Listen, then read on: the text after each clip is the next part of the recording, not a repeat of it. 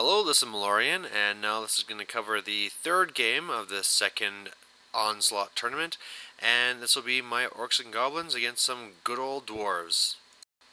So this one I want you guys to pay attention to because it actually was my favorite game of the whole tournament. It's against Warseer's own amysrevenge. You know, he's pretty common on the Orc and Goblin Tactica and stuff like that. But anyway, yeah, we're going to get right to it. What was going on here is that it's basically meeting engagement. He had a couple of units that weren't starting on, but what it comes down to after is that there's 5 objectives. You can see there's the barrels in the center. I have the 2 tents on my side. He has like an organ gun over there, and he also has a cannon in the woods in the top left. You can only hold these with infantry, or if you're ogres, with your core bulls. And if there's 2 units there, whoever is the largest one holds it. You have to be within 4 inches. If the one in your own zone is worth 150, the one in the other is 300, and the center is 500. So just extra victory points.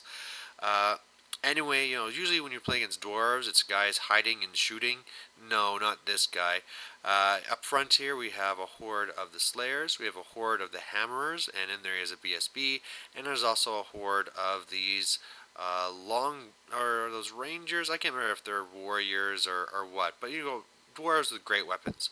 And the other thing here is he also has the banner that let him take a move before the game even started. So I mean, it's going to be combat right away. He deployed first. I got to go to counter him. He also has an anvil in the back corner, by the way. But I got my squig horde to take on those slayers. That should be very easy. My night goblins are going to try and hold down those hammerers and do a little bit of damage as fast as they can. And then the plan is for the black orcs to just blow through that warrior unit and then flank the hammerers and then just really mess them up. He has other 2 units coming in. He has like another ranger or warrior unit and also a big one of quarrelers with great weapons. And I just have those chariots over there. And the point of them was actually not to be really to threaten him, but just to pretend to threaten him so that he'd deploy it somewhere else, because I don't want these to get at my black orcs right away. And so there you have it. My secret mission for this one was to have a unit in every single table quarter at the end of the game. And yeah, we got some blood right away. The Slayers came in, and that was, pretty predictable. I killed like 12 of them already, and he killed some of me. The best thing here is that squigs aren't greenskins, so he wasn't getting the reroll. And then yeah, so first of all, he reformed his hammerers, and what I thought he was trying to do was to make it so that my night goblins wouldn't be steadfast and he'd be punching through me right away. Well, that was bad, but unfortunately he also reformed to face the black orcs, and so the combination of both of those in there, and I hit back and I killed a good number, but it didn't matter. He won by more, obviously, and I didn't have steadfast, and boom, ran me down. I'd hoped that at least I'd get away, but no, he caught me, and there's 500 points gone right away. And this is where, I'm a dwarf player too, and I'm starting to think, damn, with these here and the anvil, this is very, very scary. I basically have to always be thinking that he can be having 2 turns in a row, because he can always move the unit and then use the anvil to let it charge or move again. So my turn 1, it seems a little bit funny that this is only turn 1, but anyway, I have a little bit of animosity trouble where I have my spiders fail, and the big thing with them, I just need them running off so I can be holding table quarters, and the worst ones with the night goblins failed, the spear unit. Otherwise, my savages flank the slayers, killed a whole bunch of them. My wolves are there just to go and block him to make sure he can't just go over and go after my bunker.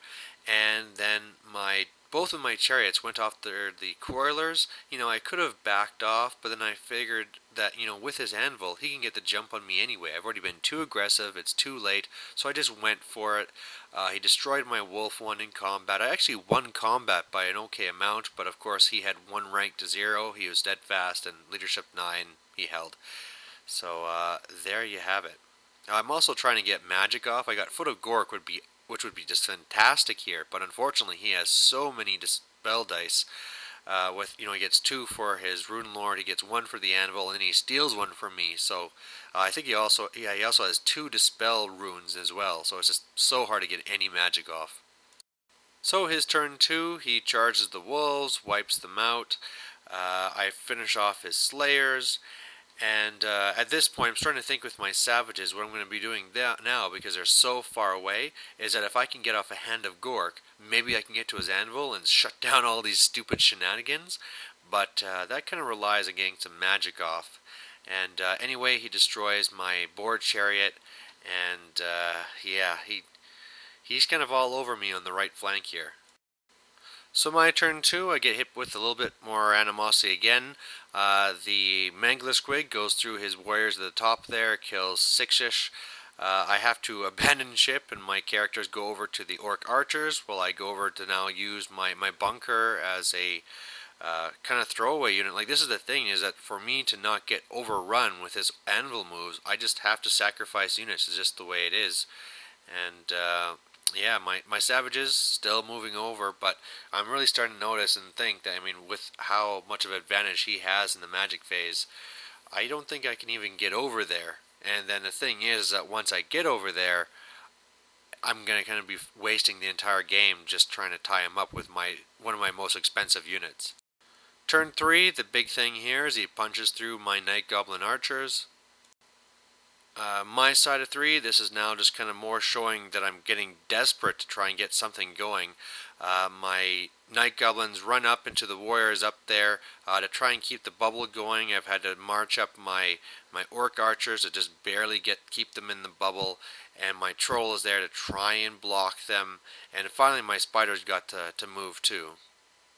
His turn 4, his Hammerers reformed to face my bunker, charged them, I fled, he redirected into my Squig Horde, and man, you can see there, I just killed a ton of them. He beat now that my General and BSB ran away, he beat my Night Goblin Horde, and luckily I got away, and so where you see those 2 models on the top of the pyramid there, that's actually where those 2 front models should be. My turn 4, the Night Goblins rally, and I'm kind of using my wallet to make it balance.